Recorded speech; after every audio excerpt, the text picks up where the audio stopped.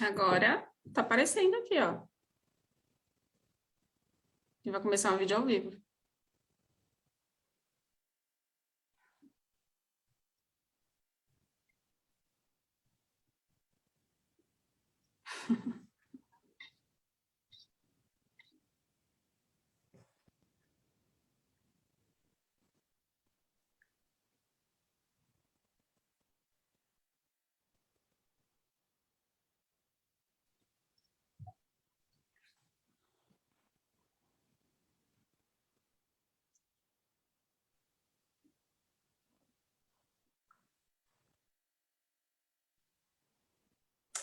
Boa noite, pessoal!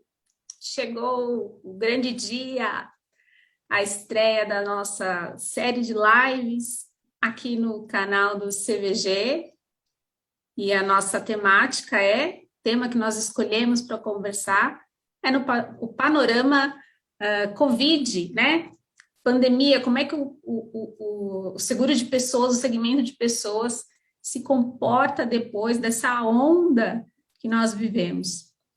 Antes da gente começar de fato, eu quero te incentivar a convidar seus amigos a participar, seus familiares, seus colegas de mercado.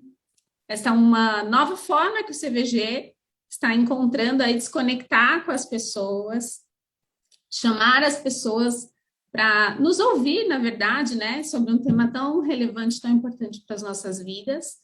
Para quem não me conhece, eu sou a Lidiane Rocha, sou aí mais uma participante, contribuinte do grupo de trabalho do CVG. Para mim é uma honra, um prazer estar aqui trabalhando com eles, enfim, discutindo temas tão relevantes e tão importantes para o mercado.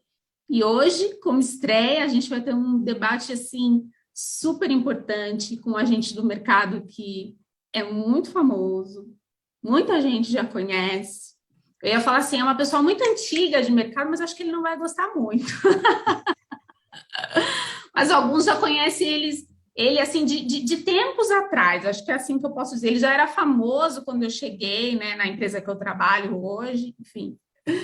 É uma figura maravilhosa, super atencioso. Ele vai contribuir aqui com seus conhecimentos para trazer aqui o seu olhar, né, enriquecer o nosso olhar para as oportunidades, enfim, e a gente debater, né, como é que fica o nosso segmento depois de tudo isso que aconteceu e que está ainda acontecendo.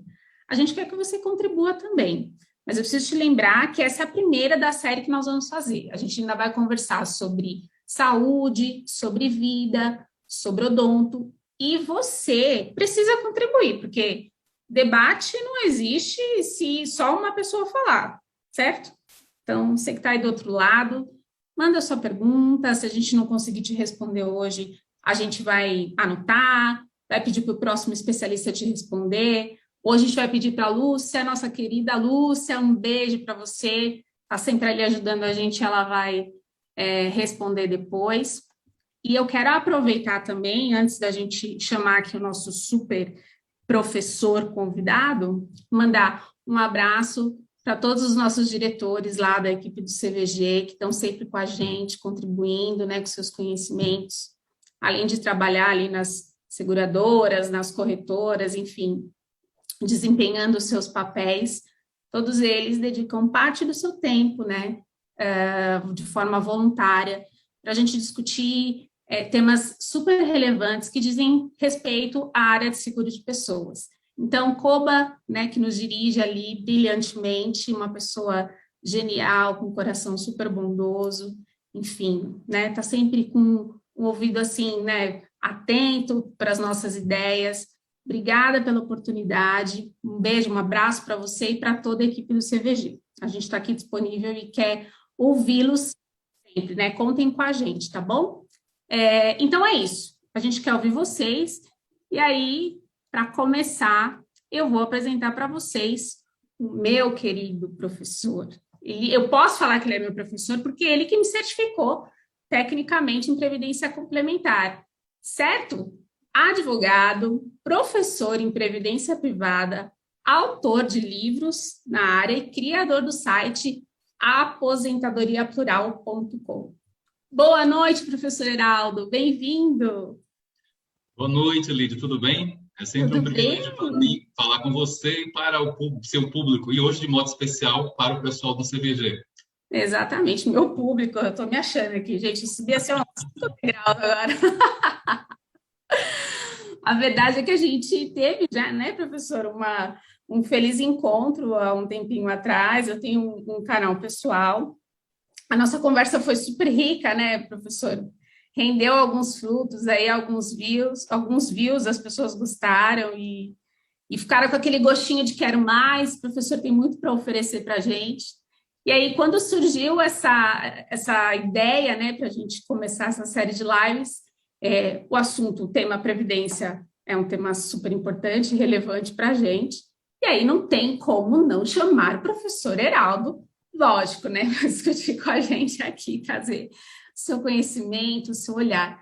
A gente quer, né, professor, a gente já tinha brifado aí, conversado, sempre quando a gente passa por um momento de crise ou de uma situação assim, né, porque de crise brasileiro entende muito bem, obrigada, né, professor?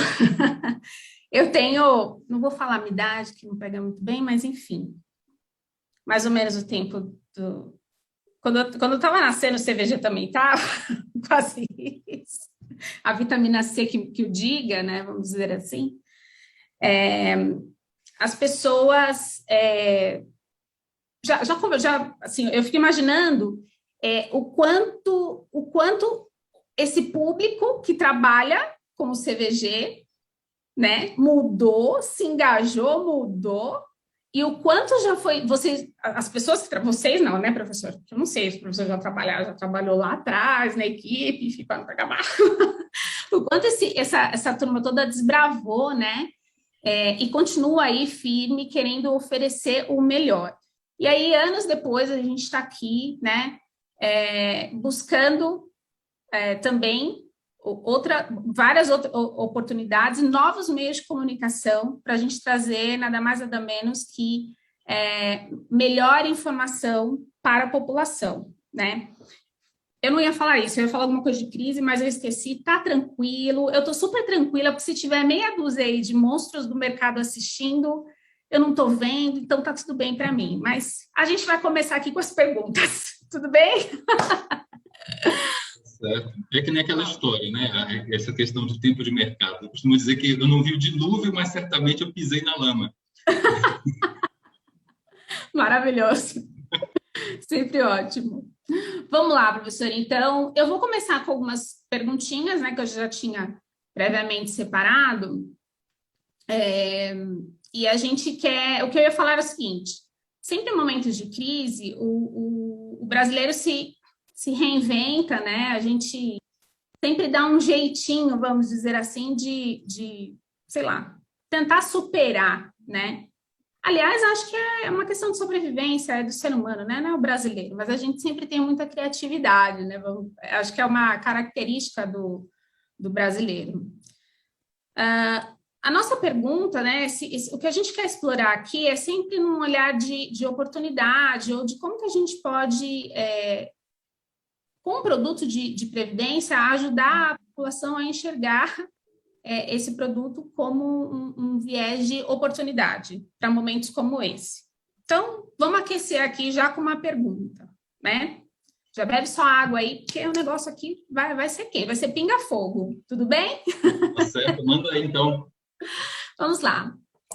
Nesse cenário de pandemia, então, a gente acabou de falar de crise, a população, a senhora acha que a população passou a reconhecer a Previdência como um produto de previdência, de proteção, desculpa, prevenção de proteção familiar? Proteção familiar financeira?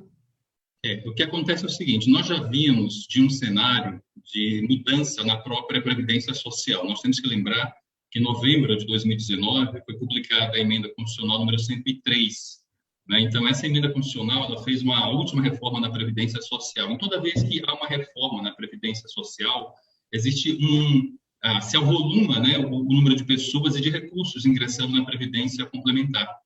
Então, nós já víamos de um cenário de mexida na Previdência Social, e toda vez que se mexe na Previdência Social, desperta nas pessoas, né, a necessidade de ela fazer a sua própria Previdência, não depender unicamente da Previdência Social. Nós temos que lembrar que o benefício da Previdência Social, houve uma alteração, né, do cálculo do benefício. Antigamente, a intenção era substituir o salário do trabalhador da ativa. Tanto é que a fórmula de cálculo, a metodologia de cálculo, levava em consideração os últimos 36 salários de contribuição corrigidos.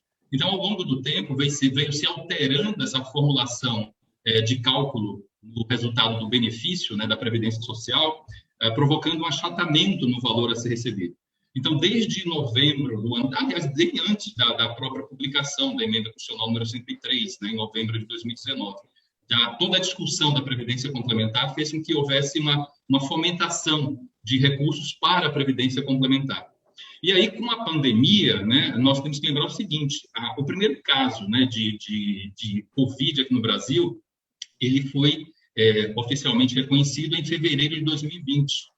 Né, e a pandemia, efetivamente, foi reconhecida pela Organização Mundial de Saúde em março de 2020. Então, de lá para cá, houve toda essa mexida econômica e a Previdência Complementar, ela se mostrou bastante eficiente no ingresso, né, na evolução dos recursos para os seus próprios participantes. Então, tudo isso, não só a questão da pandemia em si, mas desde antes, desde a própria mexida na Previdência Social, despertou na população essa necessidade de se fazer uma previdência complementar, uma previdência própria, não dependendo unicamente da previdência oficial, não dependendo unicamente da previdência social. Então, ainda há muito a se fazer, mas a gente verificou nessa pandemia, pelo volume de resgate que foi pago, né, que a previdência complementar, ela efetivamente, ela é um produto destinado à aposentadoria, mas especialmente a previdência complementar aberta, ela pode ser utilizada também como reserva de emergência, e isso se mostrou ao longo desse período de pandemia. O professor acha que, então, dá para a gente, apesar de ter acontecido isso, dá para a gente avançar mais, né? Aí falando como segurador e até como um cliente comum, eu como cliente, então eu posso, né, me proteger mais e, quer dizer, entender mais quanto um produto como esse pode me ajudar. Sim, sim. Não só a questão da própria aposentadoria em si, né? Muitas pessoas cuidam unicamente da própria aposentadoria, né? Eles contratam planos de renda por sobrevivência. Mas a Previdência Complementar, ela possui um leque de proteção muito grande. Não só a aposentadoria para o próprio participante, mas também possui uma camada de proteção para toda a família, né? Para proteger o próprio participante, assim como os seus dependentes econômicos, dos infortúnios da vida, né? Dos problemas decorrentes de invalidez ou morte do participante, do provedor daquela família. Em momentos de crise, como a gente teve agora, a gente teve muito resgate? Sim, teve bastante resgate. Exatamente. Inclusive, quando se verifica, eu estou aqui na tela com o relatório, né, o caderno de cobertura de pessoas, né, o relatório da FENAPREV de janeiro a maio, né, que é o mais atualizado. E aí se verifica, nesse período, a questão que houve um acúmulo, né, um pico de pagamento de resgate completamente fora da curva, né? A gente verifica aqui, por exemplo, no mês os resgates, o pico aconteceu no mês de março e abril de 2021, de 2020, melhor dizendo, houve um pico muito grande. E isso acabou resultando numa captação negativa nesse período, né? Ou seja, o volume de resgate pago, né, foi superior ao captado. Mas quando a gente verifica o relatório final, esse relatório, isso em 2020, agora já o relatório de 2021, de janeiro a maio de 2021, essa reversão já aconteceu. Então, já houve uma captação positiva. A gente verifica, por exemplo, os resgates, né, de janeiro a maio de 2020 foi de 34,8 bilhões de 2020. De janeiro a maio de 2021 foi de 40,95 bilhões, ou seja, teve 6 bilhões a mais, mas a captação de recursos, né, o ingresso de recursos, De janeiro a maio de 2020 foi de 41 bilhões. Já foi superior. E de janeiro a maio de 2021, de 52. Então, isso fez com que houvesse uma captação positiva de mais de 11 bilhões nesse período.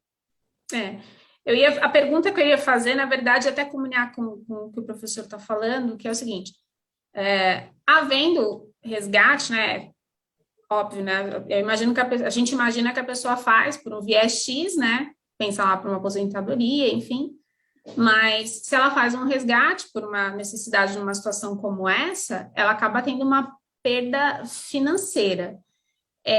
Aí, então, eu vou colocar já uma outra pergunta. Não mexer na Previdência e fazer um empréstimo é uma alternativa? Olha, as pessoas precisam avaliar a sua situação individual. Uhum. Entretanto, quando você faz um resgate da Previdência Complementar, o que acontece? Você, por ter, no caso, por exemplo, do produto PGBL, né, que você tem o incentivo fiscal, você tem a possibilidade de você diferir o pagamento do imposto de renda, quando você vai fazer o resgate, você paga imposto de renda sobre o valor integral que está sendo resgatado. E isso, muitas vezes, não se mostra vantajoso, mesmo porque você pode ter uma necessidade que você pode suprir por meio de um empréstimo. E a própria Previdência Complementar Aberta, já existe uma legislação que permite você contratar um empréstimo dando saldo como garantia desse empréstimo. Só precisa entender aí se a própria operadora oferece... Exatamente, se a própria entidade oferece essa assistência financeira, porque a legislação existe. A circular José número 600 é que trata atualmente dessa questão e tem a legislação tratando desse assunto.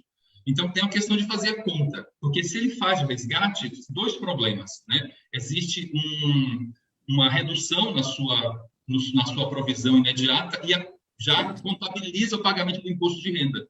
Então, se esse resgate, essa necessidade puder ser suprida por meio de um empréstimo, ele tem se mostrado mais vantajoso do que você fazer o resgate da Previdência. Exatamente. Olha, nada melhor que falar com um especialista, né, para a gente poder entender aí, fazer a melhor, né, ter o melhor comparativo desses dois cenários. Aí, né, vem uma pergunta na sequência, que é, uma vez feito o resgate de parte da reserva que estava destinado lá, de repente, para fins de aposentadoria, qual que é o melhor caminho para retomar aquele plano o mais rapidamente possível? Nós temos que lembrar que toda contratação de um plano de previdência, ele precede de um cálculo hipotético, né? Você faz lá todo um cenário que não há nenhuma garantia, mas você tem um desenho, você tem é como se fosse um roteiro a seguir, né? Você tem lá um cálculo de contribuição mensal, um provável saldo, né, final em decorrência se as contribuições forem mantidas, né, e também a expectativa de rentabilidade nesse período de acumulação para chegar no resultado final. Se você faz um resgate, né, você acaba se distanciando desse seu objetivo inicial. Objetivo, fato. Exatamente, você acaba se distanciando, o que vai fazer com que você tenha um esforço muito maior para retomar aquele seu plano inicial. Né? Porque nós sabemos que os produtos, seja ele PGBL ou VGBL, ou até mesmo a própria previdência fechada, todo produto de previdência, todo produto destinado à aposentadoria, ele resulta, né, o benefício, ele é o resultado da aplicação do fator de cálculo sobre o saldo final acumulado. Então, se você faz um resgate prematuro, um resgate que não estava dentro do seu cenário, né, você vai se distanciar. A programação que você fez, né? Exatamente. É por isso que a gente sempre, eu imagino que tenham pessoas aqui que estão nos assistindo que de repente não entendam, né? Até a palavra PGBL, VGBL ainda vira aquela sopa de letrinhas, né? Quando a gente fala na linha do tempo, e se você pensa para fins de aposentadoria, quanto maior o seu tempo, né? Menor, de repente, dependendo, obviamente, do plano que você está estabelecendo para a sua aposentadoria. Menor pode ser o valor da sua parcela, né, para a contribuição. Exatamente. Menor é o esforço que ele vai ter. Você está engordando, eu brinco que você está engordando o seu boi, você está dando a comidinha para o seu boi conforme o tempo que você tem, né? Exatamente. Então, no cálculo que você faz, no cálculo hipotético, levando em consideração o período mais alongado, permite você fazer uma contribuição menor do que você. Se você tem, por exemplo, um cenário de 10 anos, né, o seu esforço de contribuição é muito maior do que o cenário de 20, de 30 anos. Então, a sua contribuição mensal é menor porque os juros compostos vão estar a seu favor. Né? Os juros compostos vão estar a seu favor nesse seu período de contribuição, nesse período de diferimento. Isso não quer dizer que você, que de repente precisou dispor do recurso, mas não tem mais tanto o tempo a seu favor, não pode retomar seu plano. De repente, nesse momento, você não está numa situação tão favorável, mas daqui a 2, 3 anos você se recompõe, você vai lá e faz um aporte, certo, professor Geraldo? Exatamente. Então, o que a gente chama de aporte? É uma contribuição esporádica que você faz ali, dá uma comidinha especial para o teu boi, ele engorda mais um pouquinho e você continua com o teu plano. Estou certa? Exatamente. Os planos PGBL e VGBL são produtos muito flexíveis, né? Além da contribuição mensal que você se compromete a fazer, você pode, a qualquer momento, solicitar a realização de uma contribuição adicional, de você fazer um aporte, né? Inclusive, você pode carregar recursos de outra origem, por exemplo. Nós estamos vivendo num cenário em que a poupança está remunerando muito pouco. Então, será que não era o caso, por exemplo, de você retirar recursos que eventualmente estejam na poupança e carregar para um produto de previdência? Exato.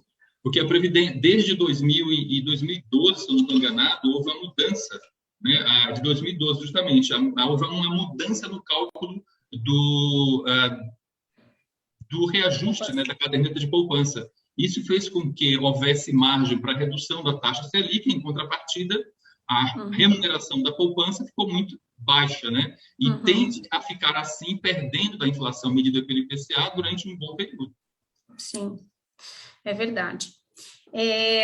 A considerar que a gente pode ter aí pela frente outras crises semelhantes, sejam elas de um evento, sei lá, como este, né, uma crise sanitária, né, global, até porque a gente não tem mais, nós não temos mais muros, né? Quase não temos mais fronteiras, principalmente para uma situação. Quem imaginar que nossa geração viveria alguma coisa, parecia tão apocalíptico uma coisa dessa, né? Chegou. Ou uma crise, sei lá, qualquer crise semelhante, que venha a nos afetar nossos mercados, né? Qual que deve ser o melhor caminho, o melhor cuidado para o participante, até para um corretor, né? Poder orientar o seu cliente para que ele não a previdência complementar. Então, eu costumo fazer o seguinte: quando a gente vai nós temos que lembrar que o produto de previdência ele possui 2 regimes tributários, né? Ele pode ficar no regime progressivo ou no regressivo. E aí, o plano de previdência complementar aberto ele é muito flexível. Né? Ele inicialmente é destinado para aposentadoria, mas ele pode também ser utilizado como uma forma de você gerar uma reserva de emergência. E aí, o ideal é que você tenha 2 planos, cada um regime tributário diferente. Se o seu interesse efetivamente é fazer uma reserva para aposentadoria, né, dependendo do valor que você for receber de benefício, o regime regressivo pode se mostrar mais interessante.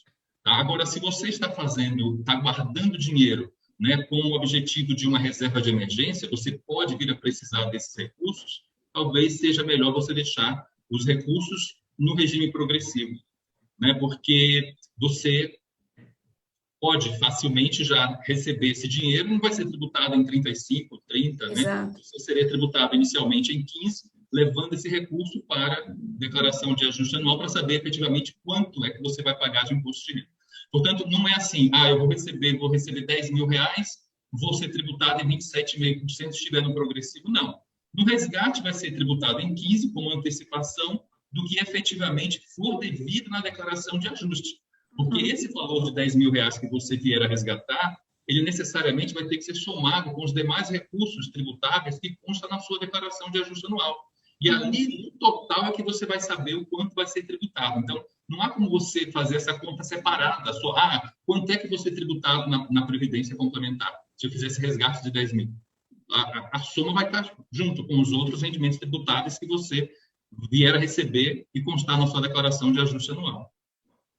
É por essas e outras que eu sou tão apaixonada por esse produto, assim. Depois que eu descobri todos os benefícios que a gente, como pessoa física, pode ter, né?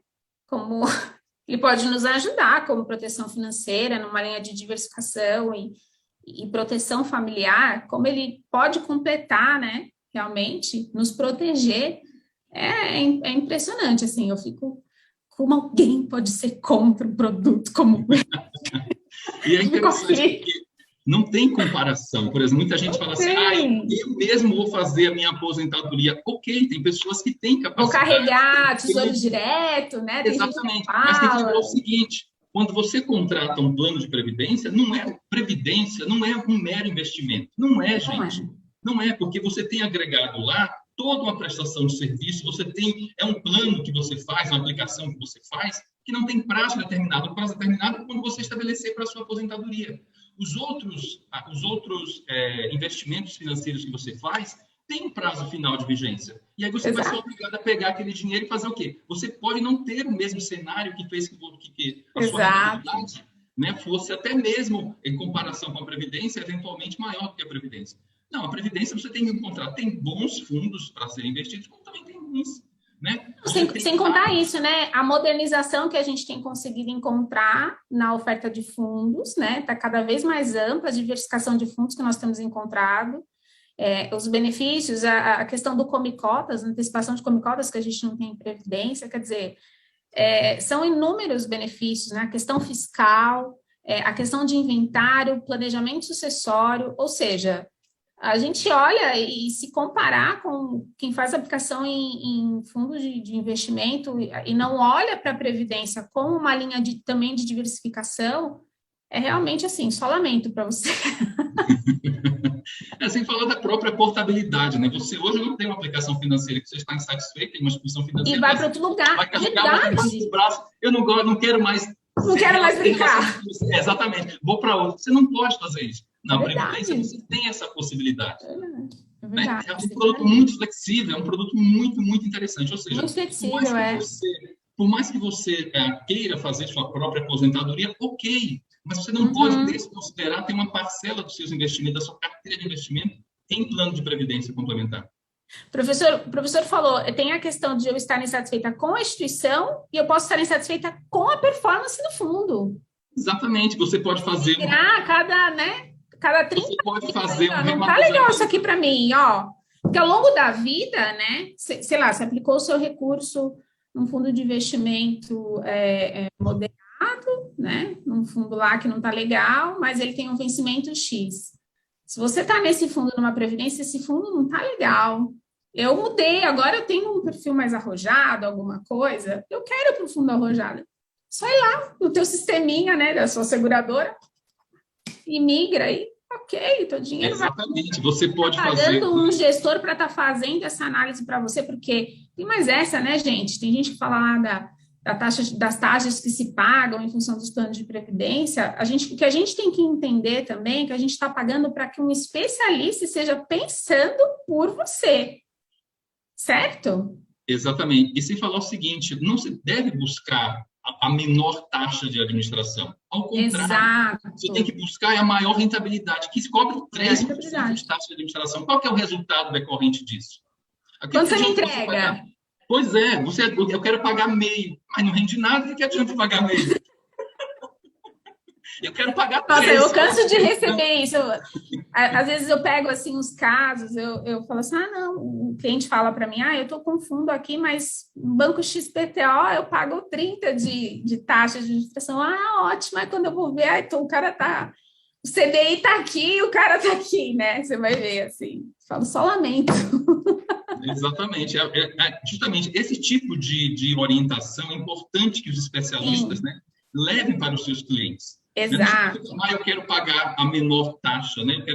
Não quero pagar carregamento, né? Carregamento, efetivamente, nas seguradoras independentes praticamente não existe. Existem ainda cobrança na entrada em poucas instituições. É uma questão de fazer essa avaliação do seu produto, né? Se você estiver pagando carregamento e dentro da sua própria instituição tiver uma outra possibilidade, você pode fazer a portabilidade interna ou até mudar para uma outra instituição que não te cobre carregamento. Né? Importante é a flexibilidade do produto, né? Você levar o seu dinheiro para onde você esteja satisfeito com o prestador de serviço. Exatamente. E fica a dica, pessoal, assim, a grande maioria, né, das empresas, enfim, das operadoras aí de previdência não tem cobrado taxa de carregamento. Se você tem algum plano que estejam te cobrando, dá uma apertadinha lá que dá para eles tirarem isso aí da sua conta.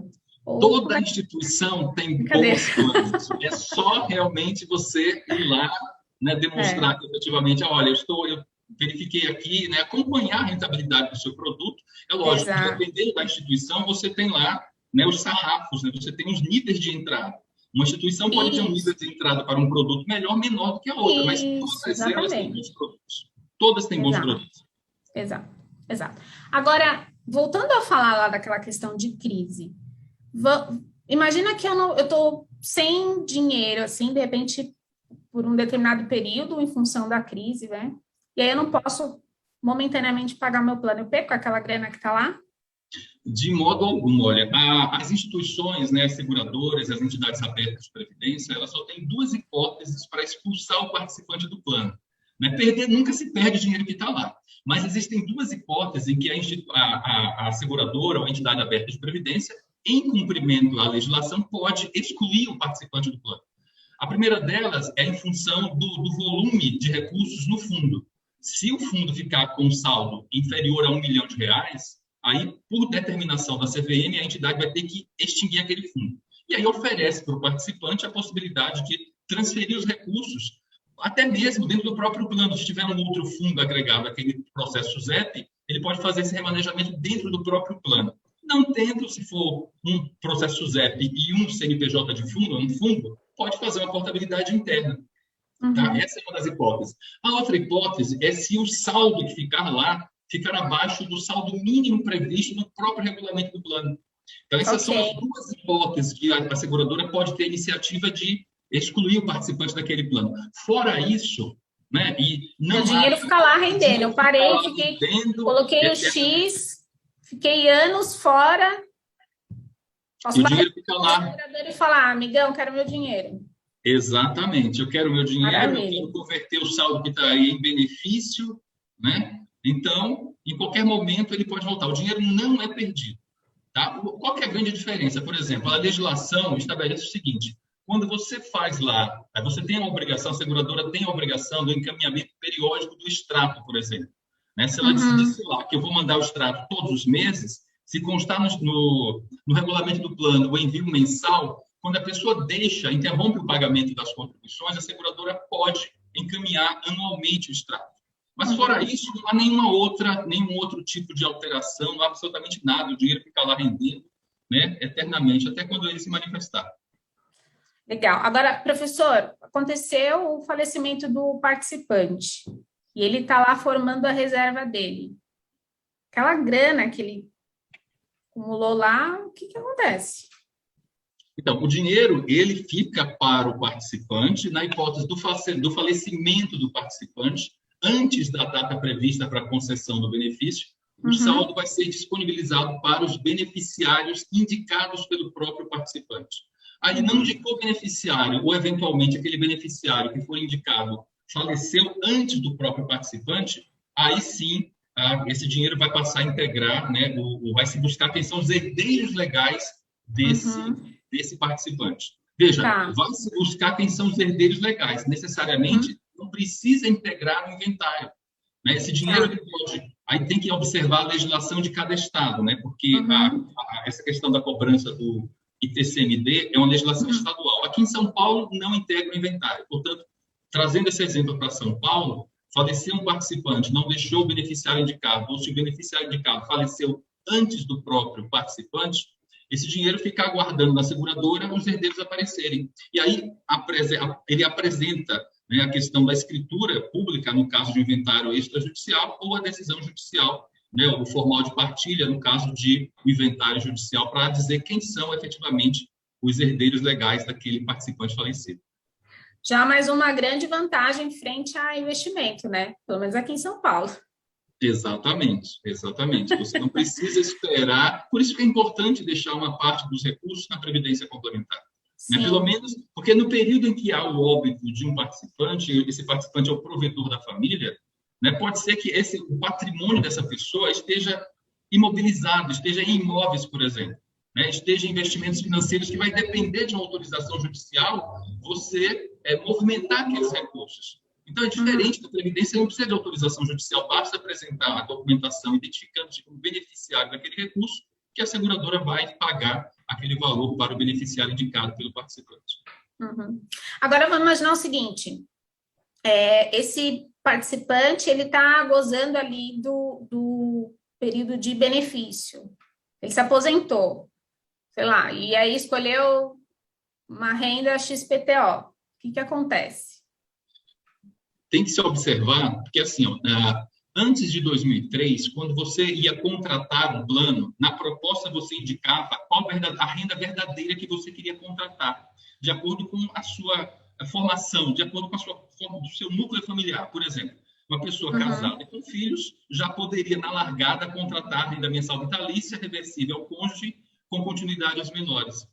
Hoje não é possível você fazer isso, né? Hoje, como é que acontece? Você, se tiver um cenário desse, tiver uma composição familiar dessa natureza, né, em que é casado com filhos menores, você pode simular o valor de contribuição, mas a contratação da renda vai ser aquela que foi previamente aprovada pela seguradora como renda padrão para aquele regulamento, para aquele processo SUSEP. Então, você contrata uma renda que necessariamente não é a renda que você deseja no futuro, né? E tanto é que, 90 dias antes da data prevista para a concessão do benefício, a seguradora é obrigada a encaminhar para você uma correspondência, uma comunicação, dizendo, olha, daqui a 90 dias você vai entrar em gozo de benefício. O que você pretende fazer em relação ao seu saldo? Você quer resgatar? Você quer cortar? Você contratou inicialmente a renda X. Você pode alterar por qualquer uma das outras rendas que estão previstas no regulamento e elenca todas as rendas. E aí, nesse momento da comunicação, o participante recebe essa comunicação e vai decidir o que pretende fazer em relação ao plano. Se ele optou por uma renda vitalícia, essa renda é paga única e exclusivamente ao próprio participante. Se ele vier a falecer, não tem reversão. Agora, existem outras rendas que são reversíveis. Portanto, é importante, quando o participante receber essa comunicação da seguradora, que ele decida o que ele pretende fazer, porque uma vez que ele entrou em gozo de benefício, não é possível você alterar. Tá? Então, por exemplo, se ele tem a composição, é somente ele e a esposa, né? Não tem filhos que dependem economicamente dele, todos os filhos são maiores, já trabalham, pode contratar uma renda mensal vitalícia reversível ao beneficiário indicado, porque ela é uma renda vitalícia ao participante, e na hipótese da morte do participante, ela vai ser vitalícia também para o beneficiário indicado, que pode ser a esposa, pode ser um filho, por exemplo, que está numa situação inválida, né? Vai ser até a morte daquela pessoa, né? Você pode, por exemplo, contratar a renda que eu comecei falando sobre esse assunto, a renda mensal vitalícia, reversível também vitaliciamente ao cônjuge e reversível temporariamente aos menores, né? Na hipótese da morte do participante, ela é revertida vitaliciamente para o cônjuge. Na hipótese da morte do cônjuge, ela é revertida temporariamente para os filhos menores, até a maioridade. Uma coisa que muitas pessoas perguntam é, professor, mas qual é essa maioridade? É 18 anos? É 21, que é 18 anos, que é a maioridade civil? É 21, que é a maioridade para efeito de imposto de renda? Ou 24 anos, que é a maioridade também para imposto de renda, mas se a pessoa estiver cursando a escola técnica ou ensino superior? Essa maioridade é estabelecida por seguradora. Cada seguradora, quando vai aprovar o seu produto, ela vai dizer especificamente para essa modalidade de renda qual vai ser a idade que ela vai considerar como maioridade. 18, 21, 24. Portanto, não tem uma idade padrão. E aí vai a importância do corretor, né, do especialista em previdência complementar, explicar isso para o seu cliente.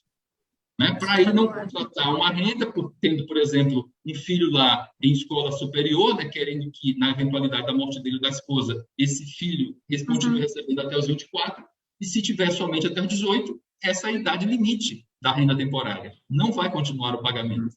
Então, é importantíssimo, porque as regras da Previdência, a partir do momento em que as seguradoras começaram a trabalhar com um produto padrão na Previdência, isso facilitou muito a comercialização dos produtos.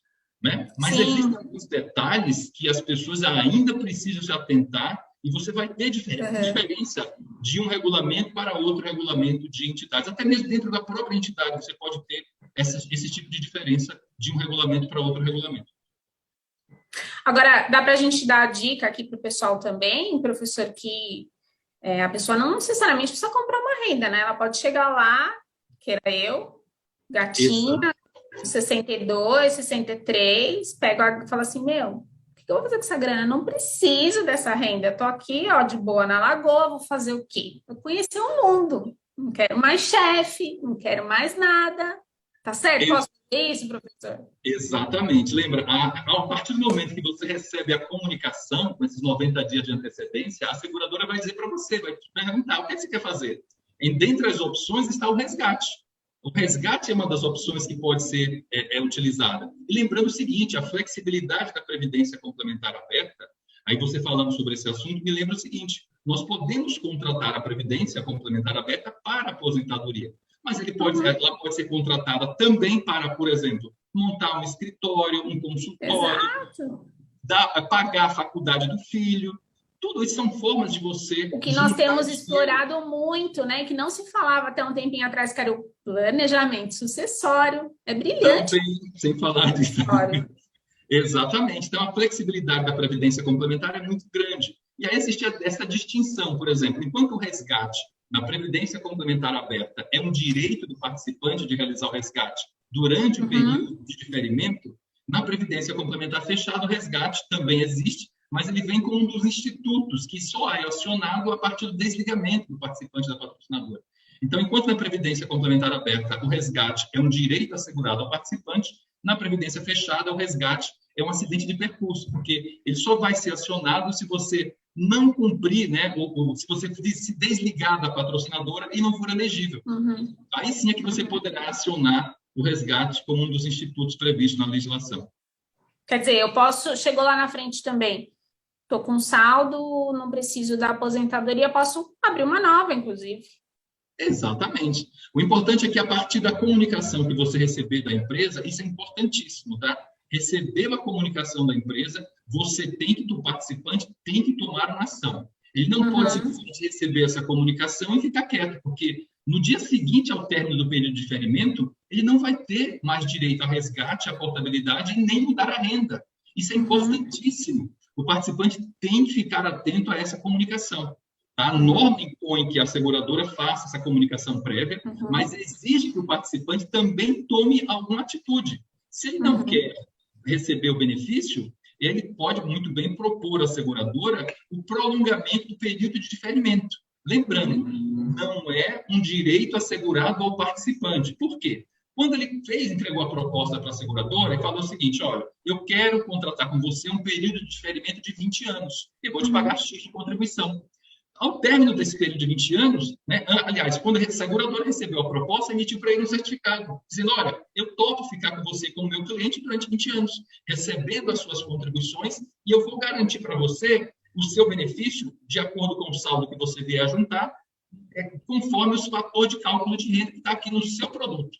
Chegou no término do período de diferimento e ele não quer entrar em gozo de benefício após o recebimento dessa comunicação, ele pode propor para a seguradora o prolongamento do diferimento. Mas veja, não é um direito assegurado a ele vai propor. Se não tiver nenhum problema do lado da seguradora em prolongar o diferimento, a seguradora emite um novo certificado para ele, dizendo, olha, eu topo ficar com você aqui por mais 10 anos, por mais 15 anos.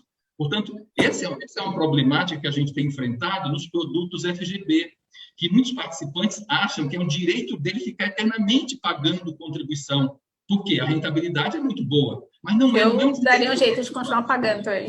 Não é um direito do participante. Ele contratou por um período e a seguradora emitiu um certificado para ele dizendo, eu topo 20 anos. Chegou nos 20 anos, ele, não, eu quero ficar para sempre. Você não é obrigado a ficar. Espertinho. Dá um jeitinho brasileiro. Se a seguradora não tiver nenhuma objeção, nada impede que ela emita, aceite essa mudança, né, proposta pelo cliente e emita um outro certificado. Tá? Mas em função do cenário econômico, que mudou completamente da época da aprovação desse produto, fatalmente ele não vai conseguir prolongar o diferimento desse tipo de produto. Ele pode, ao término do período de diferimento, se ele não quiser entrar em gozo de benefício, ele pode fazer portabilidade para um TGTL, por exemplo. Fala em FGB, os atuários ficam até arrepiados, né? Pelo amor de Deus. Agora, para a gente estar caminhando para o fim aqui, últimas duas perguntinhas. Eu posso transferir o saldo da minha previdência para o meu marido? Olha, em regra geral, a legislação, a Lei Complementar número 109, diz que você não pode realizar portabilidade entre pessoas diferentes, tá? Por outro lado, existe um ato declaratório interpretativo número 1 de 2002 da Receita Federal que admite a possibilidade de você transferir a titularidade do plano do participante titular para o beneficiário, se esse beneficiário foi indicado no ato da contratação da proposta. Por que isso, né? Nós sabemos que a medida provisória 2158, dígito 35 de 2001, lá no artigo 61, prevê a possibilidade de o participante, né, o titular, o declarante de imposto de renda, realizar contribuições para o plano de um dependente econômico. Então, na mesma declaração, ele faz contribuições para o plano próprio e para o plano de um dependente. Então, o diferimento fiscal não é multiplicado, continua em 12%, somando tudo.